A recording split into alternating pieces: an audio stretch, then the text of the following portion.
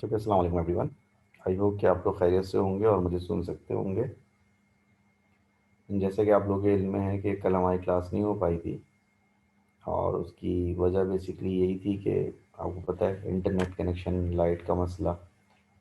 तो कल बस ये कि मैंने सुबह 8 से 10 तक तो क्लास ली थी। पहली और दूसरी क्लास तो शायद ली थी, आप लोग की क्लास नहीं हो पाई थी। उस वक्त इलेक्ट्रिसिटी नहीं थी और प्रॉब्लम था। उसके अलावा जो है वो उससे लास्ट क्लास भी शायद हमारी नहीं हुई थी क्योंकि मुझे कहीं पर जाना था, तो मैंने आप लोगों को पहले बता दिया था। तो आप लोग लास्ट 2 क्लासेस नहीं हो पाई हैं, इस वजह से आपका अभी भी थोड़ा सा काम बाकी है कैपेसिटेंस का।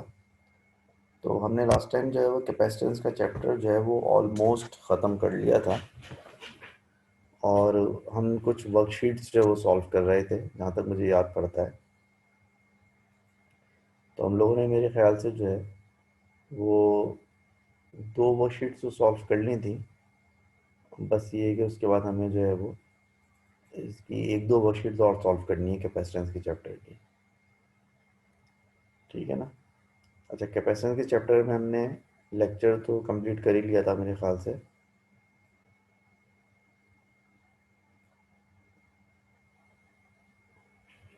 उसमें हमारी जो कैपेसिटेंस के चैप्टर में जो वो काफ़ी सारी बातें हो गई थी। अगर मैं आपको उसका लेक्चर जो है वो एक नज़र दिखाऊं आपको,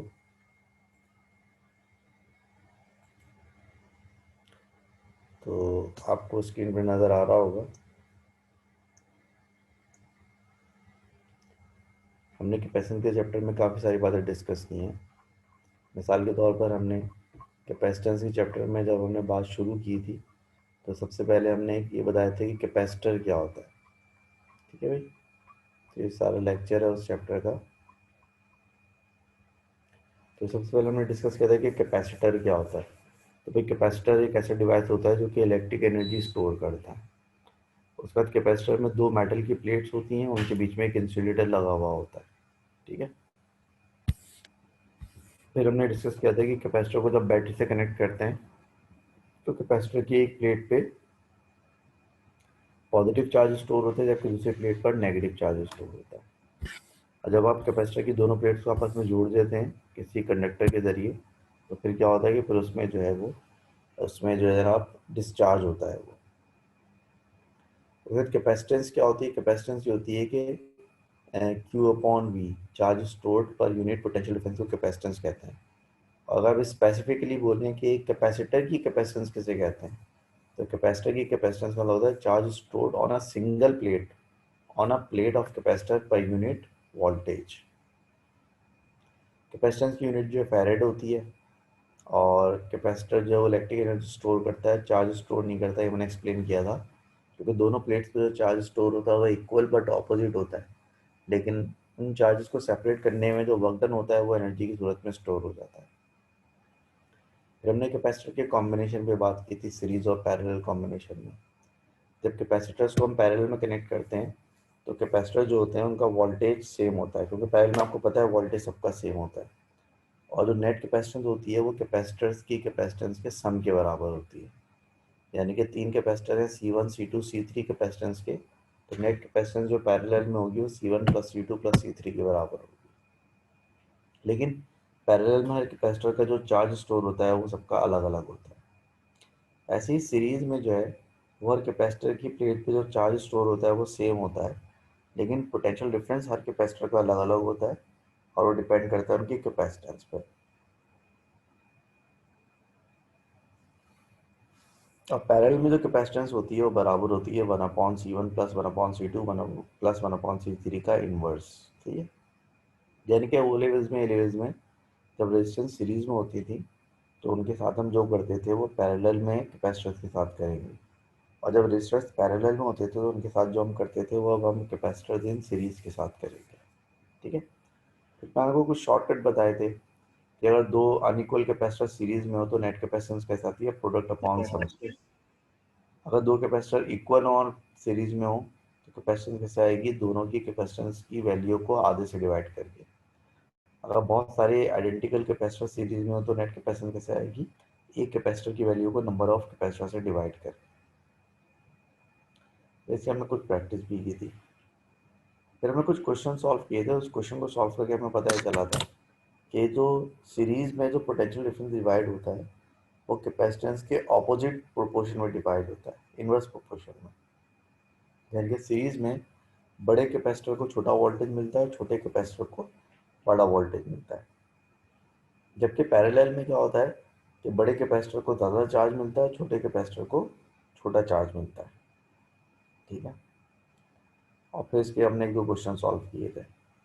फिर हमने देखा था कि अगर एक मेटल का स्फीयर है उसको चार्ज करें तो उसकी जो कैपेसिटेंस होती है वो सिंपली बराबर होती है 4 पाई एप्सिलॉन आर के बराबर होती है। फिर हम डिस्कस किया था कि कैपेसिटर को कहाँ कहाँ यूज़ कर सकते हैं। कैपेसिटर को एनर्जी स्टोर करने के लिए यूज़ कर सकते हैं, स्मूथिंग सर्किट्स में यूज़ कर सकते हैं रेक्टिफाइड करंट के, ट्यूनिंग सर्किट में यूज़ कर सकते हैं, टाइम डिले सर्किट में यूज़ कर सकते हैं। फिर हमने डिस्कस किया था कि energy stored in a capacitor क्या होती है। अगर आप क्यू और वी का ग्राफ बनाएं फॉर अ कैपेसिटर तो उस ग्राफ का जो एरिया अंडर द ग्राफ होगा वो एनर्जी को शो करेगा, और एनर्जी बराबर होती है हाफ क्यू वी के। क्यू का मतलब है कैपेसिटर की किसी एक प्लेट का चार्ज, और वी का मतलब है पोटेंशियल डिफरेंस। और ये half Q V is also equal to half C V square या फिर half Q square upon C. फिर हमने इसके भी कुछ क्वेश्चन सॉल्व किए थे। After that we did 2 worksheets of the chapter, और अब हम जो करेंगे वो तीसरी वर्कशीट की तरफ हम चलेंगे अब इस चैप्टर की।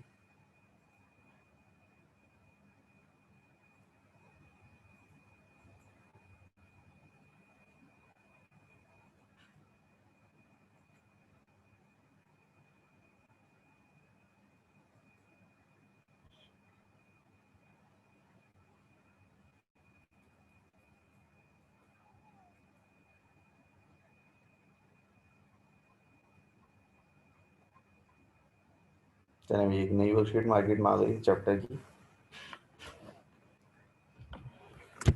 इस वर्कशीट का जो पहला सवाल है इसमें ये कह रहे हैं कि a capacitor consists of two metal plates separated by an insulator as shown। एक कैपेसिटर है, दो प्लेट्स हैं, बीच में इंसुलेटर है। कह रहा पोटेंशियल डिफरेंस जो है प्लेट्स के बीच में बी है, और प्लेट की किसी भी एक प्लेट पे जो चार्ज स्टोर हो रहा है वो क्यू है। और एक ग्राफ है क्यू और बी का। क्यू आपको दिया हुआ है मिली कूलम में, और पोटेंशियल आपको दिया हुआ है वोल्ट में। अभी कह रहा है explain why the capacitor stores energy but not charge. कह रहे कैपेसिटर जो है एनर्जी स्टोर करता है, चार्ज स्टोर क्यों नहीं करता है। तो बात मैं पहले भी कई दफ़ा एक्सप्लेन कर चुका हूँ, लिख देता हूँ कि charge store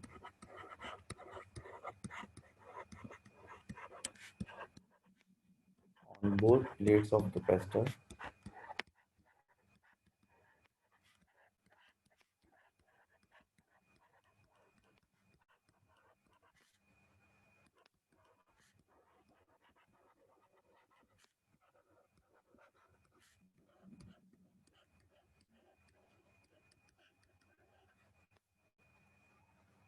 charge stored on both plates of capacitor is equal but opposite,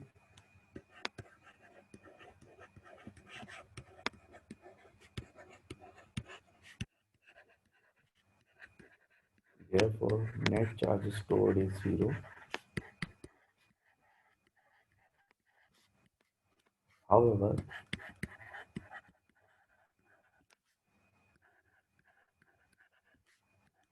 work is done to separate charges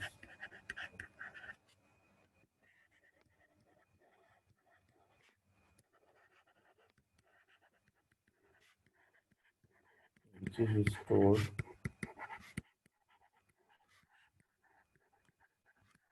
in the form of energy। ठीक है। तो बाद में आपको पहले भी एक्सप्लेन कर चुका हूँ कि कैपेसिटर चार्ज स्टोर नहीं करता बल्कि एनर्जी स्टोर करता है, क्योंकि कैपेसिटर की दोनों प्लेट्स पर जो चार्ज स्टोर होता है वो बराबर होता है और ऑपोजिट होता है, तो नेट चार्ज स्टोर जीरो हो जाता है। ठीक है। लेकिन उन चार्जेस को सेपरेट करने में जो वर्क डन होता है ना, वो वर्क डन जो है वो एनर्जी की फॉर्म में स्टोर हो जाता है। आठवीं में कह रहा है कि use figure 3.2 to determine the capacitance of the capacitor. Capacitance मालूम करें आप इस ग्राफ के जरिए। अब देखिए कैपेसिटेंस बराबर होती है किसके, क्यू अपॉन वी के बराबर होती है। तो इस ग्राफ से आप क्यू और वी की वैल्यू निकाल लें, कोई कौन सी वैल्यू लें भाई। V की वैल्यू लेते हैं 5,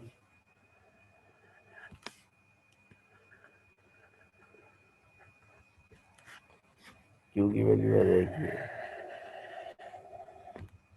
और कितनी बन रही है ये 6 7 8 9 मिली कूलम बनेगा, जब वोल्टेज 5 वोल्ट बनेगा। चार्ज की जगह आ जाएगा 9 मिली कूलम, मिली मतलब 10⁻⁻3, वोल्ट की जगह आ जाएगा 5। कितना बना भाई, ये बना 1.8 एक्सपोनेंट -3 फेरेड।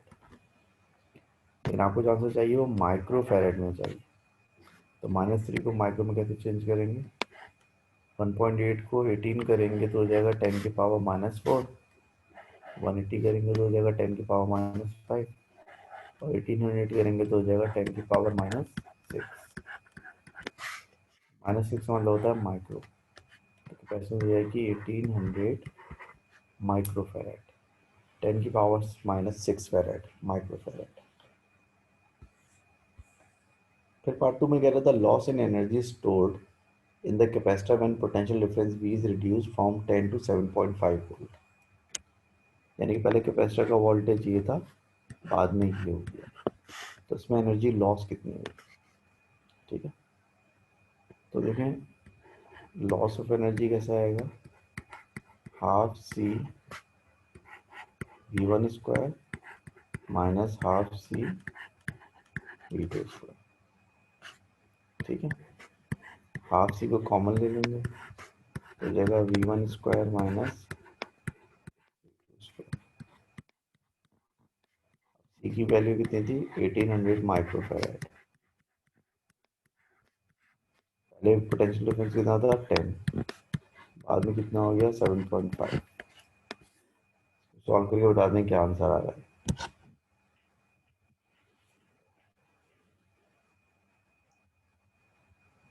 आप इसको सॉल्व करके बताएं क्या आंसर आ रहा है जल्दी से, शाबाश।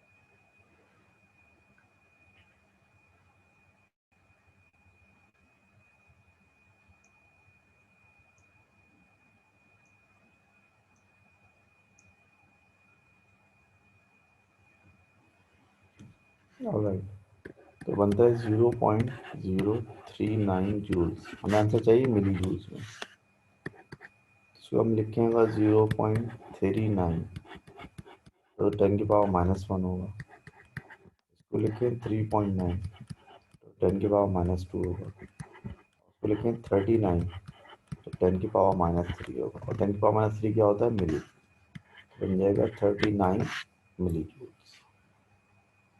ठीक है भाई, तो हो जाएगा 39 मिली जूल्स हो जाएगा। फिर कह रहा है कि 3 capacitors X, Y and Z, each of capacitance 10 microfarad are connected as shown in figure 3.3. Initially the capacitors are uncharged. A potential difference of 12 volt is applied between points A and B. Determine the magnitude of charge on one plate of capacitor X. सारे capacitor की capacitance है 10 microfarad, 10 microfarad, 10 microfarad and 10 microfarad. तो आपसे कहने बताएं इस पे जो चार्ज स्टोर होगा ना वो कितना होगा, अगर आप ए और बी पर यानी कि इन दोनों टर्मिनल्स पे 12 वोल्ट का पोटेंशियल डिफरेंस है, यानी कि यहाँ पर आपने कितना पोटेंशियल डिफरेंस दिया है, यहाँ पर आपने 12 वोल्ट का पोटेंशियल डिफरेंस दिया। तो अगर ए और बी पे आपने 12 वोल्ट का पोटेंशियल डिफरेंस दे दिया तो अभी बताएं कि एक्स पे कितना चार्ज स्टोर होगा। ठीक है, सारे कैपेसिटर की जो कैपेसिटेंस है वो 10 माइक्रोफैराड है। अभी आप लोगों को सॉल्व करना है, तो सॉल्व करने के लिए आपको मैं देता हूँ 4 मिनट। ठीक है, तो सॉल्व करने की कोशिश करें सब लोग, शाबाश जल्दी से।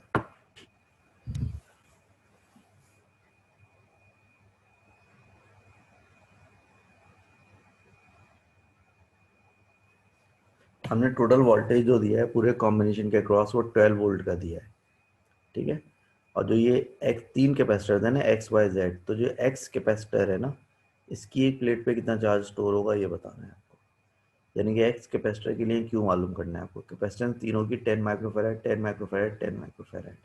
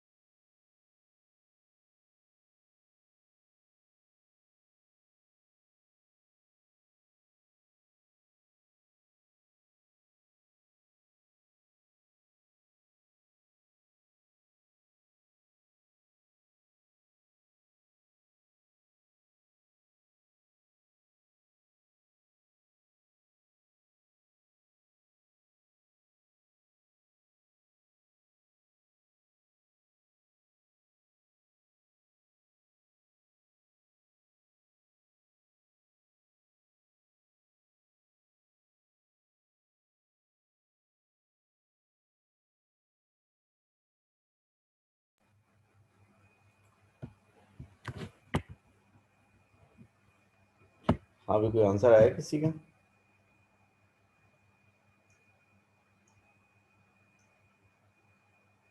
और खुदा ना खास्ता आंसर तो नहीं आ गया किसी का, देखें जरा।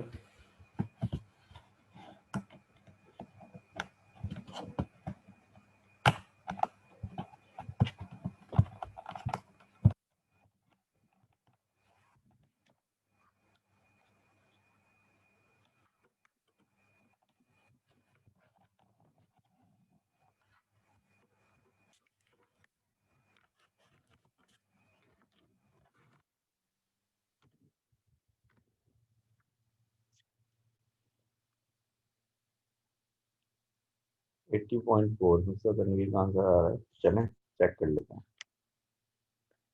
देखिए जो कॉम्बिनेशन बना हुआ है इसमें ये कैपेसिटर है, ये दो कैपेसिटर है, सब 10 माइक्रोफैराड की। तो इस कॉम्बिनेशन का टोटल कैपेसिटेंस कितनी है, वही 20 माइक्रोफैराड। ये कितनी है, 10 माइक्रोफैराड। अब आपने जो टोटल वोल्टेज दिया यहाँ से यहाँ तक का वो कितना दिया, आपने टोटल वोल्टेज दिया 12 वोल्ट। अब हमें पता है कि सीरीज में जो वोल्टेज डिवाइड होता है वो कैपेसिटेंस के इनवर्स प्रोपोर्शन में डिवाइड होता है। सीरीज में जो वोल्टेज डिवाइड होता है वो कैपेसिटेंस के इनवर्स प्रोपोर्शन में डिवाइड होता है, यानी कि इन दोनों कैपेसिटर्स में रेशियो कितना बनेगा, 1 और 2 का। तो पोटेंशियल डिफरेंस कैसे डिवाइड होगा, 2 और 1 के रेशियो। अब 12 वोल्ट को अगर आप 2 और 1 के रेशियो में डिवाइड करें, 12 वोल्ट को अगर आप 2 और 1 के रेशियो में डिवाइड करें तो ये क्या बनेगा, 8 वोल्ट और 4 वोल्ट बनेगा ना। 8 और 4 12 होता है और रेशियो हो गया 2 और 1।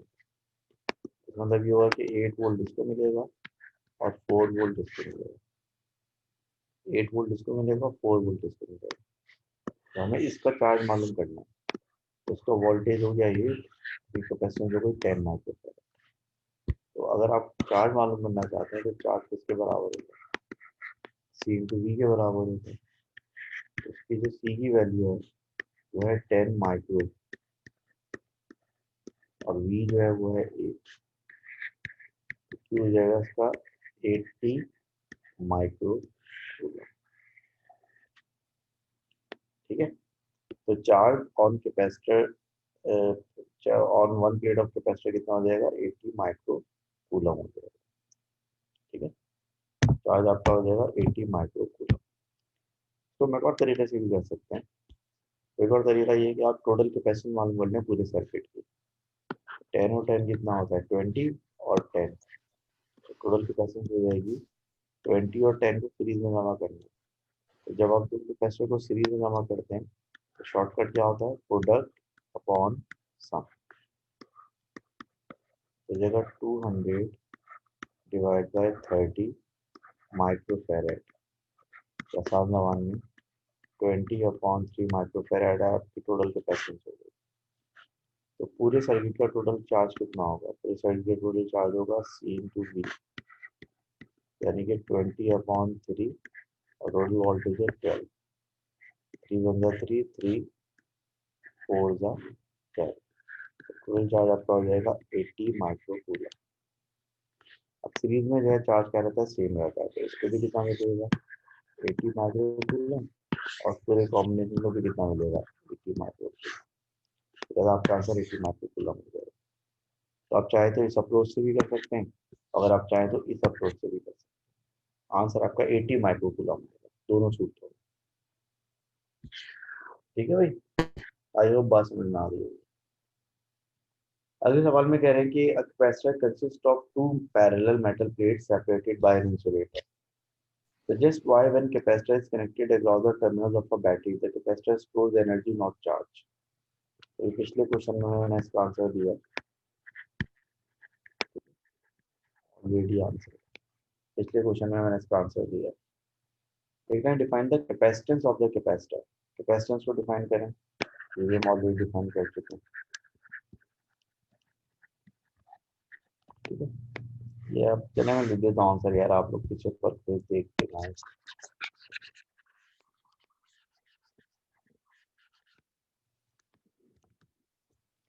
ठीक है, एनर्जी स्टोर करता है, चार्ज स्टोर भी नहीं करता। उसकी वजह क्या है, मैंने तो पहले भी लिख के दिए थोड़ी देर पहले। तो charge store on both plates of capacitor,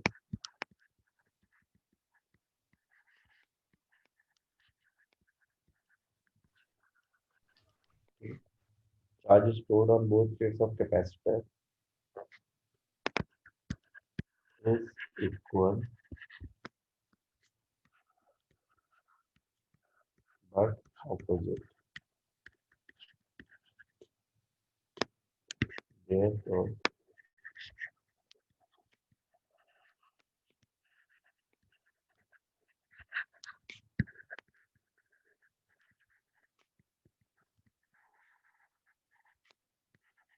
charge stored is 0. However,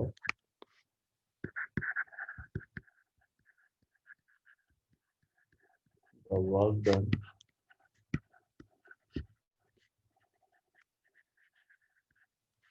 separate charges is stored as electric energy.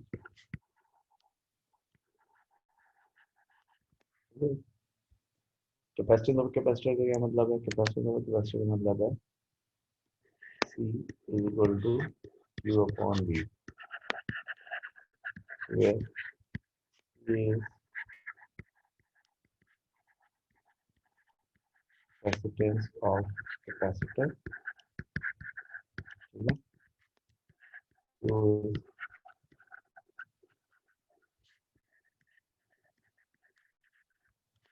charge stored on one plate, and V is potential difference across the plates. और V potential difference है जो कि दोनों plates के cross होगा। Part सी में कह रहे थे capacitor is charge so that the potential difference between the plates is V naught. The capacitor is then connected across a resistor for a short time. It is then disconnected. The energy stored in the capacitor is reduced to 1 upon 16 of its initial value. So determine in terms of V naught the potential difference across the capacitor. इसका आसान लिखने का मतलब ये है कि capacitor है, उसकी कैपेसिटेंस C है, उसका पोटेंशियल डिफरेंस V नॉट है और उसमें कितनी एनर्जी स्टोर हुई है? W एनर्जी स्टोर हुई है। आपने क्या किया कि इसको डिस्चार्ज किया थोड़ा सा, जब आप कैपेसिटर को थोड़ा सा डिस्चार्ज करेंगे तो कैपेसिटेंस तो वही रहेगी, लेकिन इसका वोल्टेज अब चेंज हो जाएगा। वोल्टेज क्या हो जाएगा? नया वोल्टेज को हम बोलते हैं V डैश, ठीक है? और उसकी जो नई एनर्जी उसके अंदर रह रही है इसको W डैश बोल देते हैं। अब बोलने में जो एनर्जी स्टोर थी कैपेसिटर में वो रिड्यूस होकर रह गई 1/16, यानी अब जो एनर्जी रह गई है W डैश वो ओरिजिनल वाले W का 1/16 टाइम्स रहेगी। तो आपसे कह रहे हैं कि अब जो नया वोल्टेज है V डैश तो आपको बताना है इन टर्म्स ऑफ V। देखिए क्वेश्चन ये बन रही है कि W डैश बराबर है 1/16 ऑफ W। अब W होता है हाफ CV स्क्वायर पे, तो W डैश बराबर होगा half C V dash square पे, लेकिन नॉर्मल W किसके बराबर होगा? Half C V not square. तो आप कैंसिल हो गया, C से C कैंसिल हो गया, तो आपका V डैश स्क्वायर बराबर होगा किसके? V not square upon 16। अब V डैश मान बनेंगे दो तो अंदर उठ लेंगे, तो V डैश बराबर रहेगा किसके? V नॉट अपॉन 4 के, 0.25 V नॉट आपका आंसर हो जाएगा, ठीक है? देंगे V आपका बराबर होगा 0.25 V नॉट के 1/4 के बराबर होगा।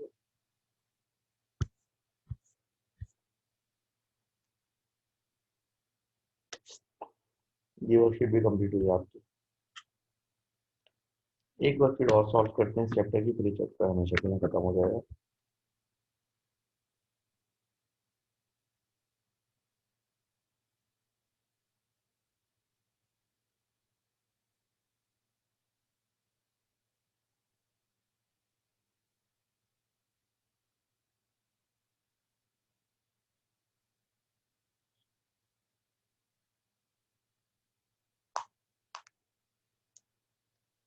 वर्कशीट नंबर 14 है। Question number 1, can state two uses of capacitor in electrical circuit other than for the smoothing of direct current. Smoothing के अलावा कोई दो यूज बता दें। मैंने आपको बहुत सारे यूज बताए थे, लिखे हुए भी लेक्चर में, तो उसमें से एक यूज आप ले लें और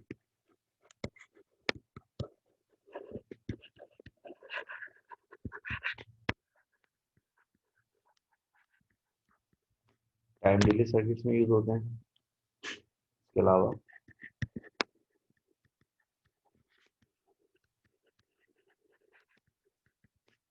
ट्यूनिंग सर्किट में भी कैपेसिटर यूज होते हैं। अब एक होता है combined capacitance between terminal A and B. Of the arrangement show is 4 microfarad. इस पूरे अरेंजमेंट की टोटल कैपेसिटेंस कितनी है? 4 माइक्रोफैराड है। Two capacitors each of capacitance capital C and the remaining capacitor each have a capacitance of 3 microfarad.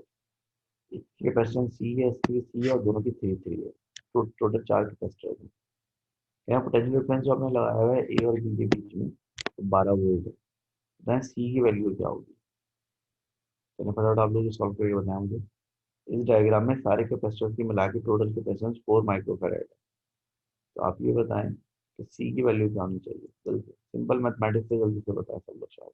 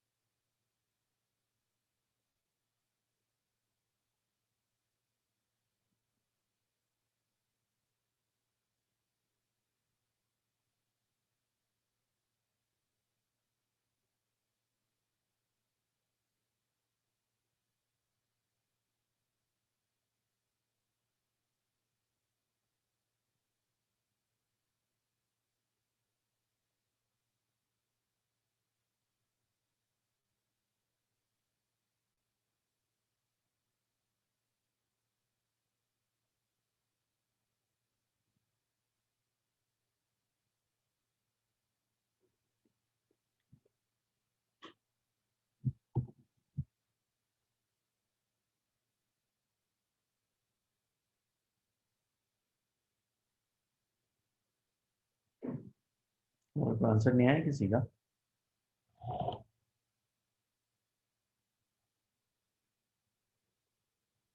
Already का answer आया है मेरे पास। इसके अलावा बताएं कोई और किसी का आंसर आया है?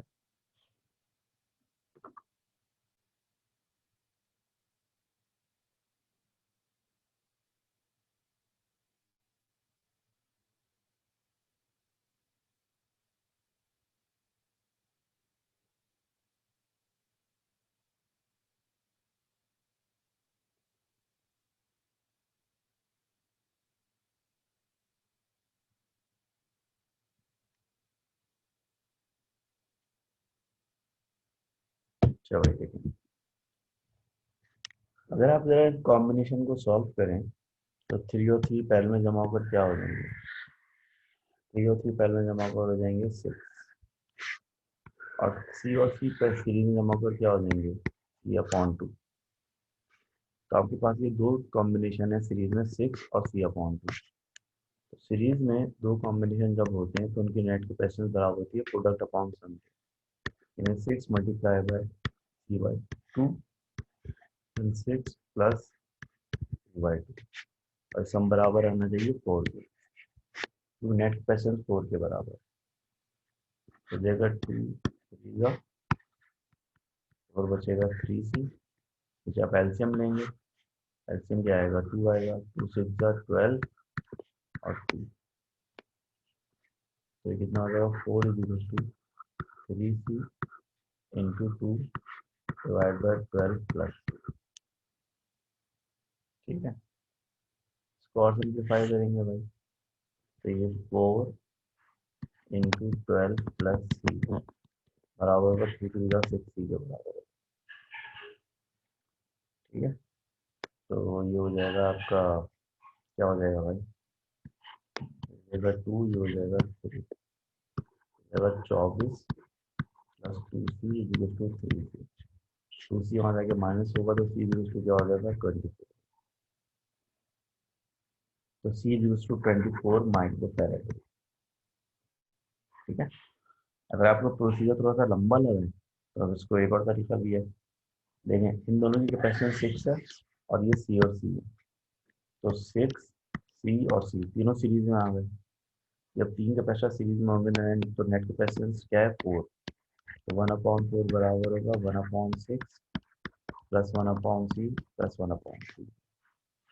ठीक है, 1/6 को यहाँ लिया है, 1/4 माइनस 1/6 इक्वल्स टू 2/c हो जाएगा। कैल्शियम लेंगे, कैल्शियम आएगा 24, तो बचेगा ये 6 माइनस 4 इक्वल्स टू 2/c। 2/24 बराबर आएगा 2/c, अच्छा ठीक है, से क्रॉस मल्टीप्लाई करें सी बराबर आ जाएगा 24 माइक्रो। मकसद कहने का ये कि आप चाहे 1/c का फॉर्मूला लगा लें, चाहे शॉर्टकट लगा लें, आंसर आपको 24 माइक्रो फैराड है। तो सी की वैल्यू कितनी हो गई 24 माइक्रो फैराड। ठीक है भाई, आगे चलें। नेक्स्ट पार्ट में कह रहा है कि calculate the magnitude of the total positive charge transfer to the arrangement. Total charge कितना जो है वो ट्रांसफर हुआ, तो टोटल चार्ज बराबर है Q टू सी वी के। तो टोटल चार्ज के लिए टोटल कैपेसिटेंस चाहिए, टोटल कैपेसिटेंस है 4 माइक्रो फैराड, और पोटेंशियल आपने दिया था टोटल 12 वोल्ट है, इसमें लिखा हुआ होगा, ये और बी की जगह पोटेंशियल 12 वोल्ट है। तो कितना हो जाएगा अभी, टोटल चार्ज हो जाएगा आपका 48 एक्सपोनेंट माइनस 48 एक्सपोनेंट कितना होता है, क्या है 48 माइक्रो कूलम। पार्ट सी में कह रहा है कि use your answer in part 2 to state the magnitude of the charge on one plate of a capacitor of capacitance C. कह रहे हैं कि कैपेसिटेंस सी वाले कैपेसिटर का जो है वो चार्ज बताएं कितना होगा। अब देखिए जो सर्किट का टोटल चार्ज होगा ना, वो इस पर होगा, वो इस पर होगा, और वो इस कॉम्बिनेशन पे होगा, जो सीरीज में चार्ज सेम रहता है। तो 48 माइक्रो कूलम जो है वो आपके दोनों सी वाले कैपेसिटर्स पे 48 माइक्रो कूलम है। और कह रहे हैं कि जो 3 माइक्रोफैराड वाला कैपेसिटर है उस पर कितना चार्ज होगा। तो देखें सीरीज में चार्ज सेम होता है ना, तो इस पर 48 माइक्रो कूलम चार्ज है, इस पर 48 है, और इस पूरे कॉम्बिनेशन पे 48 है। अब इन दोनों में चार्ज डिवाइड होगा, दोनों की कैपेसिटेंस बराबर है, तो चार्ज कैसे डिवाइड होगा, इक्वली डिवाइड होगा। तो चार्ज कितना हो जाएगा आपका 48 डिवाइड बाई 2 यानी कि 24 माइक्रो कूलम हो जाएगा। ठीक है जी, तो that is all about it. तो आपका कैपेसिटर का चैप्टर जो ये खत्म हुआ with all worksheets and with all the points we have discussed. अब ऐसा है कि ये हमारा कैपेसिटर चैप्टर फिनिश हुआ, तो चाल ऐसी है कि हमने माशाल्लाह से काफ़ी सारा काम कर लिया। सर्कुलर मोशन का हमने काम कर लिया, फिर हमने जो है वो ग्रेविटेशनल फील्ड का काम कर लिया, उसके बाद फिर हमने इलेक्ट्रिक फील्ड का काम कर लिया, और माशाल्लाह से कैपेसिटेंस भी हमने कर डाला। 4 चैप्टर हमारे अल्हम्दुलिल्लाह मुकम्मल हो चुके हैं, टोटल 16 चैप्टर हैं। यानी नंबर्स ऑफ चैप्टर में देखें ना 25% सिलेबस आपका हो चुका है, but actually it is not 25% syllabus, it might be 12 to 15% syllabus. उसकी वजह ये है कि छोटे छोटे चैप्टर हैं, इसमें सर्किल और कैपेसिटेंस छोटे चैप्टर थे, जबकि ग्रेविटेशनल फील्ड और इलेक्ट्रिक फील्ड जो है प्रॉपर चैप्टर थे पूरे। आगे के हमारे जो चैप्टर्स हैं वो काफ़ी बड़े बड़े, तो लिहाजा इसको आप नंबर्स तो बेशक आप कह लेंगे 16 में से 4 चैप्टर हो गए, but in terms of the contents जो है ये 25% सिलेबस नहीं हुआ, ये हार्डली 12 से 15% सिलेबस हमारा हुआ है। अच्छा आपको याद होगा एएस में जब आप लोग पढ़ते थे तो मैं आपको मुख्तलिफ तरह की बुक दिया करता था, उसमें आपकी एक बुक होती थी जिसमें आपकी वर्कशीट्स होती थी, जो मैं सॉल्व कर रहा हूँ ये वर्कशीट्स, और उसके अलावा आपकी प्रैक्टिस एक्सरसाइज होती थी जिसके आंसर्स गिवन होते थे, और फिर मैं आपको असाइनमेंट की बुक अलग से देता था। आप असाइनमेंट सॉल्व करके सबमिट करा देते और आपको 2 4 5 6 दिन में चेक होकर वापस मिल जाती थी। तो अभी भी ऐसे ही होगा, आपको ऐसी बुक मिलेगी, वर्क बुक जिसमें वर्कशीट्स होंगी और प्रैक्टिस एक्सरसाइज होंगी, और उसके अलावा जो है आपको असाइनमेंट की बुक मिलेगी। तो वो बुक आपको कॉलेज से मिल जाएगी, और आप कॉलेज वालों को मैसेज करके पूछ लिएगा तो वो कब तक मिल जाएगी। एंड आफ्टर दैट जो है आप असाइनमेंट मुझे सबमिट कराना शुरू कर देंगे उस बुक के अंदर से। पहले भी आप लोगों ने असाइनमेंट सबमिट कराई है, और वो असाइनमेंट आपको देता हूँ मैं, लेकिन जो बुक के अंदर जो असाइनमेंट होगी वो आप प्रॉपरली मुझे सॉल्व करके सबमिट कराएंगे, ताकि आपके पास भी उसका रिकॉर्ड रहे चेक असाइनमेंट का, और मेरे पास भी उसका रिकॉर्ड रहे। ठीक है, तो ये आपको कैपेसिटर का चैप्टर जो आपको कंप्लीट हो गया है। ये है कि हमें नया चैप्टर हमें शुरू करना है। तो अब आप लोग बताएं, मैं नया चैप्टर शुरू करूँगा भी या नेक्स्ट क्लास में ही करनी शुरू। हाँ भाई, क्या कहते हैं, जल्दी बताएं। नया चैप्टर स्टार्ट करूँगा अभी या नेक्स्ट क्लास में ही करेंगे? सर इसकी पीडीएफ भेज दें। हाँ, इसकी पीडीएफ भेज दो। पीडीएफ भेज जाऊँगा सर्विस में। क्या मुझे नेक्स्ट क्लास में स्टार्ट करते हैं, तो ज़रा टेम्पो नहीं बन पाएगा ना मैं उसको, मैं आपको इंट्रोडक्शन देना शुरू करूँगा तो वो अगली क्लास का टाइम हो जाएगा। नेक्स्ट क्लास से स्टार्ट करते हैं। चलना सही है, so that's all for today. Next class में इंशाल्लाह ताला फिर हम जो नया चैप्टर ऑसिलेशन का स्टार्ट करते हैं, और फिर हम डिस्कस करेंगे इसमें क्या करना है। ठीक है, ये पीडीएफ, ये चारों वर्कशीट्स और उसके लेक्चर की जो कैपेसिटेंस की लेक्चर मैं आपको जो पीडीएफ भेज देता हूँ उसके। ठीक है, ओके जी, थैंक यू।